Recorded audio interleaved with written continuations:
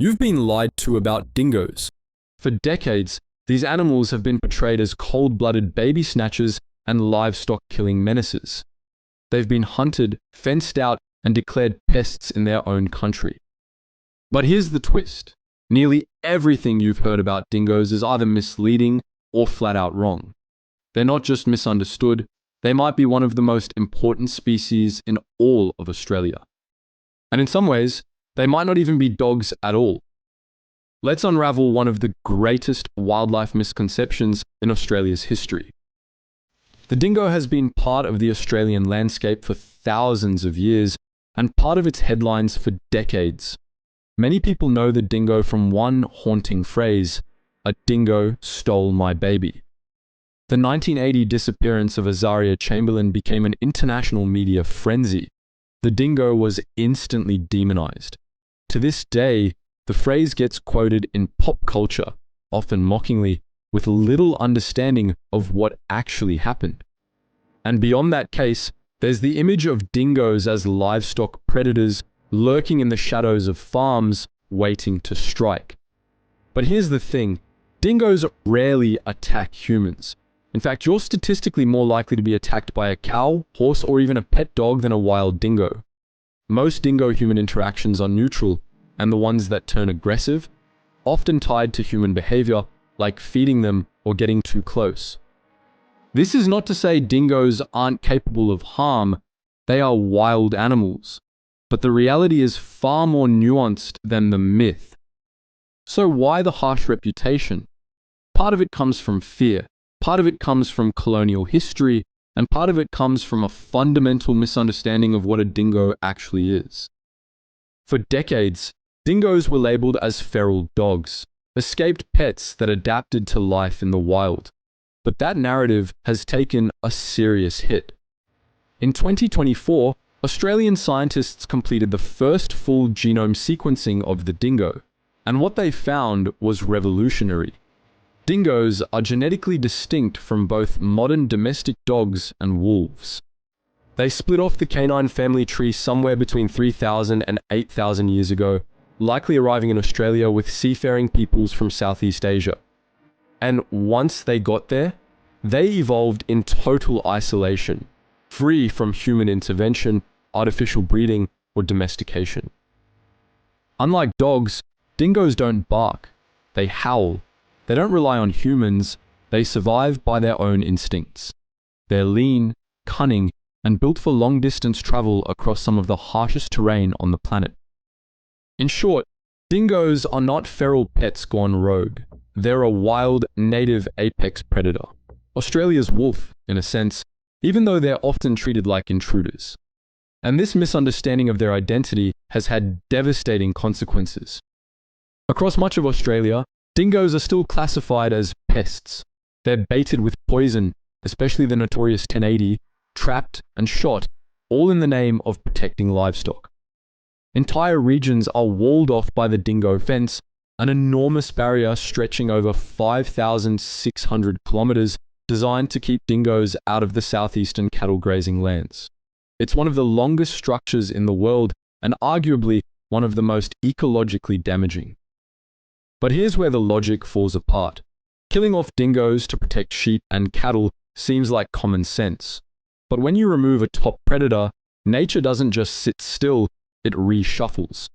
Without dingoes, feral cats, foxes, and kangaroo populations explode. The smaller predators kill endangered native species, and the grazers overconsume vegetation, causing soil erosion and land degradation. And, ironically, feral dogs, which do kill livestock more indiscriminately, often move into areas once controlled by dingoes. So, the thing that was meant to fix the problem often makes it worse.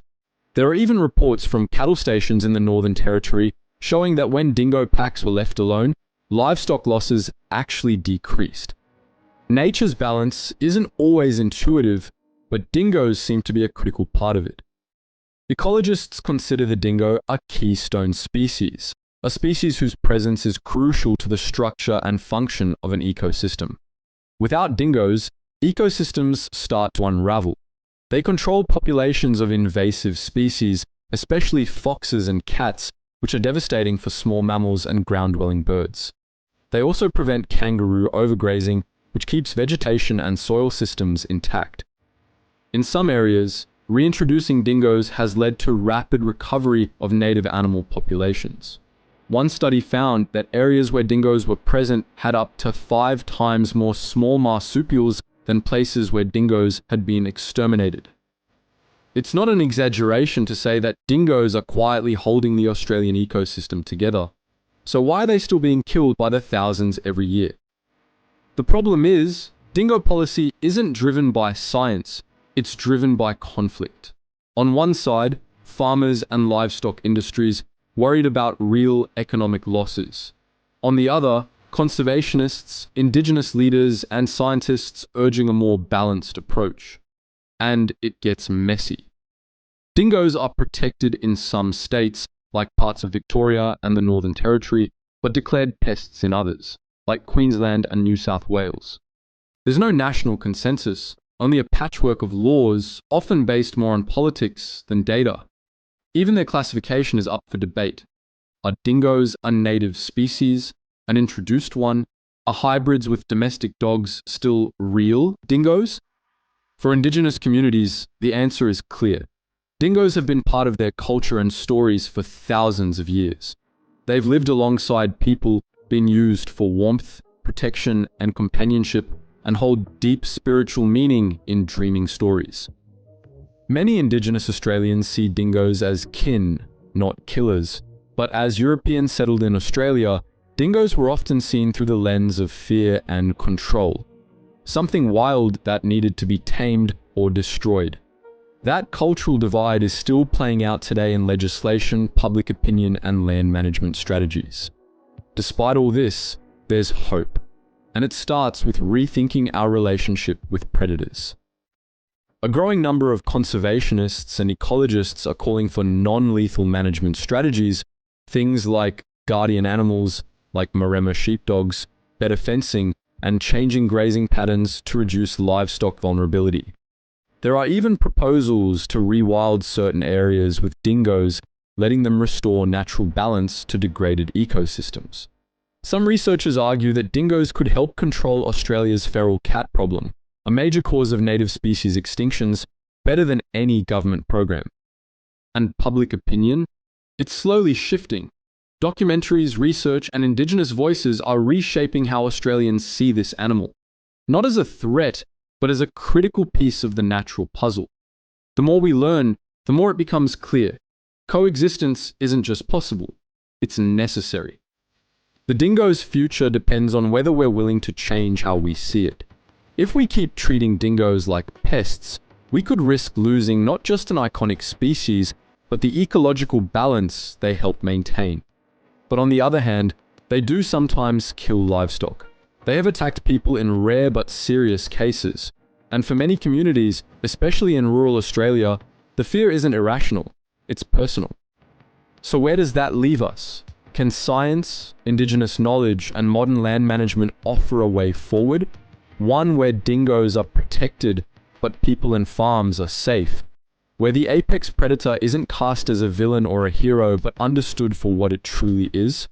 Because the truth is, dingoes are neither monsters nor myths. They're real, they're complex, and they're still shaping the landscapes of Australia today. So next time you see a dingo, in a documentary, on a trail, or maybe even face to face, what will you see? A threat, a totem, a keystone species, or something in between? Let us know in the comments. We want to hear where you stand on one of the most misunderstood animals in Australia. And if you enjoyed this breakdown, give it a like, hit that subscribe button, and tap the notification bell so you don't miss the next one. Thank you guys so much for watching, and as always, stay curious.